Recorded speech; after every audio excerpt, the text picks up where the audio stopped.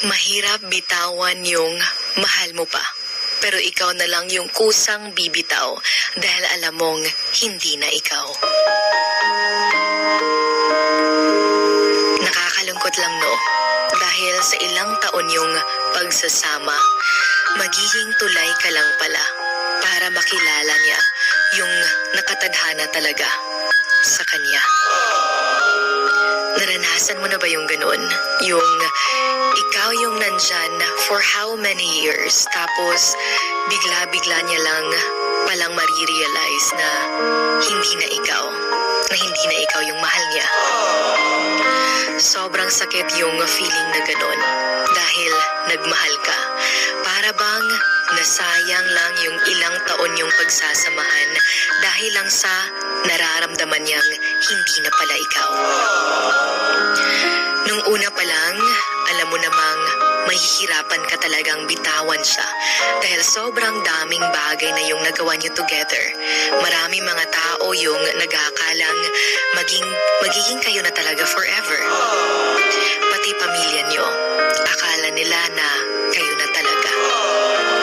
Pero siguro, ganun talaga. Hindi natin dapat pilitin ang isang tao na tayo ay piliin. Second chance, well, naibigay mo na rin sa kanya. Kaya nga mas lalong mahirap para sa'yo na bitawan siya kasi mahal na mahal mo. Binigyan mo pa ng ilang chances dahil may tiwala ka. Pero, ganun talaga. Napupuno rin tayo. Lalong-lalo na't nakikita natin na parang hindi na tayo pinapahalagahan. Na sa iba na niya hinahanap yung tunay na kahulugan ng kasiyahan. Pero yung hindi niya alam sa'yo niya ito mararamdaman. Pero yun na nga, hayaan mo siya at bitawan na kung hindi na pala ikaw yung rason kung bakit masaya siya at iba na pala ang nagiging dahilan ng bawat ngiti niya.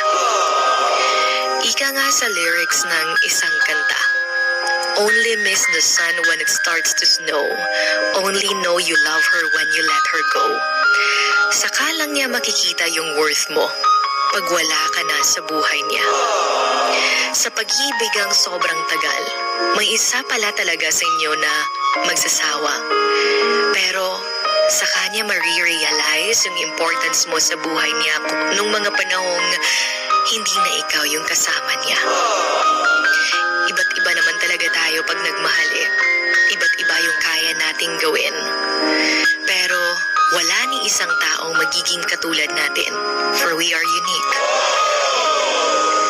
Na kahit maghanap man ng iba yung taong minsan nating minahal, wala talagang tutumbas sa pagmamahal na naiparamdam mo sa kanya.